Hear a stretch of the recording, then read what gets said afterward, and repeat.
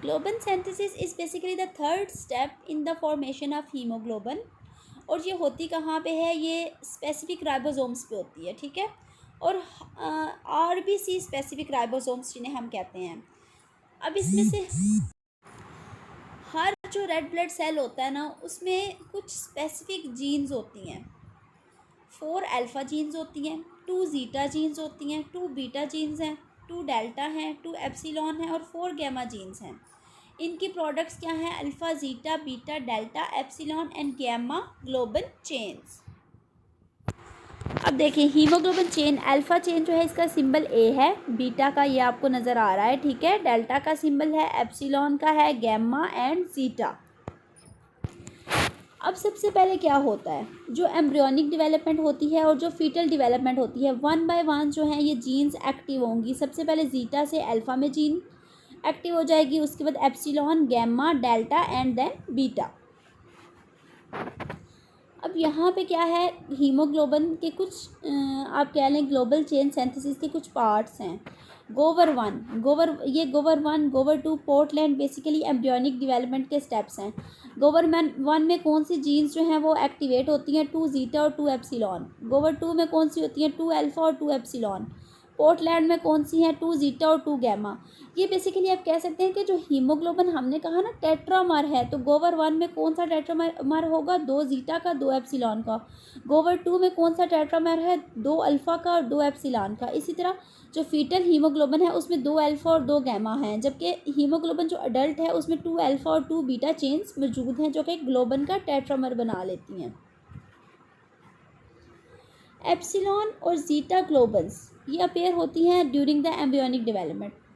गोवर one haemoglobin जैसे कि हमने पहले पढ़ा, 2 ज़ीटा होती हैं और 2 एप्सिलॉन चेन्स होती हैं। गोवर टू में क्या होता है? 2 अल्फ़ा और 2 एप्सिलॉन। इसके अलावा पोर्टलैंड में क्या होता है? 2 ज़ीटा और 2 गैमा चेन्स। फीटस में क्या होता है? 2 अल्फ़ा और 2 गैमा चेन्स। जबकि अडल्ट में क्या होता है? 2 अल्फ़ा और 2 बीटा चेन्स। यूजुअली होता ये है कि बीटा चेन की प्रोडक्शन बर्थ के बाद इंक्रीज़ हो जाती है अनटिल अडल्ट परसेंटेजेस आ जाती हैं, ठीक है, between 3 months and 6 months of as.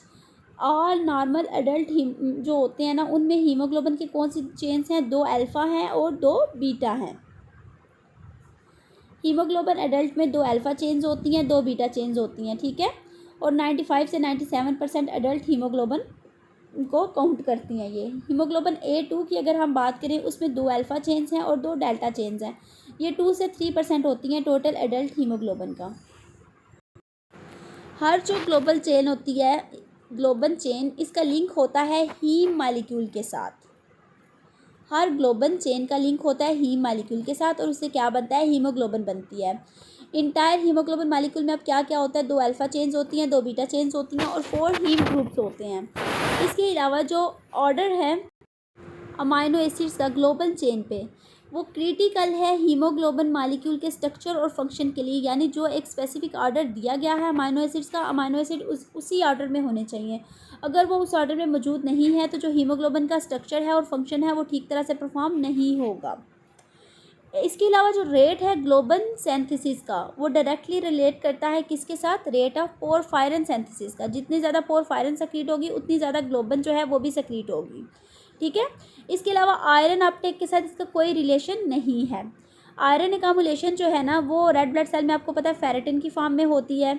और जो आयरन लेडन आरबीसी सेल्स होते हैं उन्हें साइडिरोब्लास्ट कहा जाता है। और जो ए न्यूक्लिएटेड होते हैं उन्हें हम साइडिरोसाइट कहते हैं, जो कि हमने पहले डिस्कस कर लिया। ये जो न्यूक्लिएटेड रेड ब्लड सेल्स होते हैं जिनमें आयरन मौजूद है उन्हें हम साइडिरोब्लास्ट कहते हैं। जो नॉन न्यूक्लिएटेड हैं वो साइडिरोसाइट्स हैं, ठीक है। तो ये बेसिकली 3 मेजर स्टेप्स थे जिसको हमने 1 बाय 1 स्टडी कर लिया। और ये सारे जो हैं वो क्रूशियल हैं for the synthesis of haemoglobin. किसी एक में भी कोई इशू होगा तो हीमोग्लोबिन सिंथेसिस जो है वो ठीक से नहीं होगी।